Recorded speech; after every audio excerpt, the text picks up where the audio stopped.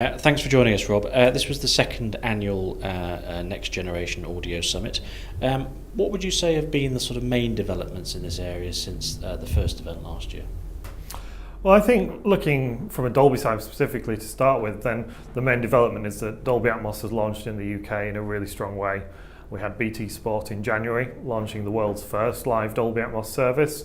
And then, of course, Sky from August have added multiple matches every weekend in Dolby Atmos. So it was really changing how we were talking about something that was much more theoretical last year to something about where we've been able to talk about how this is happening week in, week out. And I think the other shift is just generally looking at the IP side of things, where we're seeing more and more deployments, both in OB trucks and on a wider area basis of the IP deployment. And I think we're just seeing more proof points. So it was really a session for me today around the progress and actual people doing things that last year were maybe a bit more theory and a bit more being talked about from this is how it could be done.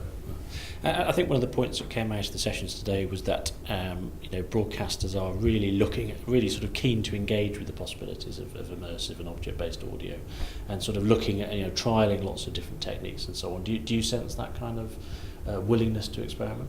I think so, and I think there's a couple of parts that, I think I come back to one of the patterns Martin Black from Sky came up with, which actually, when they first did it, he was surprised at how good it came across, and also the feedback they got from customers as he was sitting there watching the social networks and that on the very first broadcast they did, and he was very pleased at that. And what we're seeing across various broadcasters is they both like the experience themselves, but are also seeing the momentum it's getting and the coverage it gets when we've launched it with the likes of BT and Sky.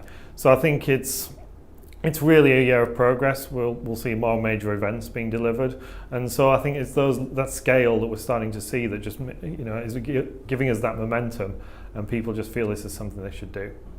Obviously, there are some extremely significant sports events in 2018. Do you think those are going to sort of conspire to make it a kind of a tipping point type year for Next Generation Audio? Yeah, I think we're in an even year, so that means there's obviously some major sporting events, and I think we'll see immersive audio from all of the major events this year, delivered by various broadcasters to consumers. So I think it's those sort of events that give things the scale and the sort of the confidence in other broadcasters to actually say, this is something that makes sense, and it gives that wide experience.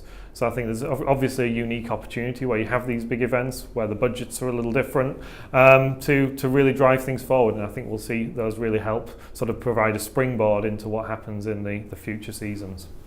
Finally, what's your plans, what's Dolby's plans rather, in terms of spreading awareness of Dolby Atmos at the consumer end?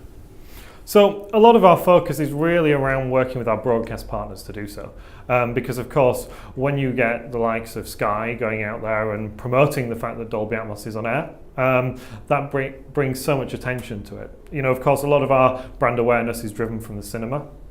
So we continue to develop the messaging around the cinema proposition, because that's actually one of the areas where we have a direct touch point with consumers, where they actually make sure they get to experience that.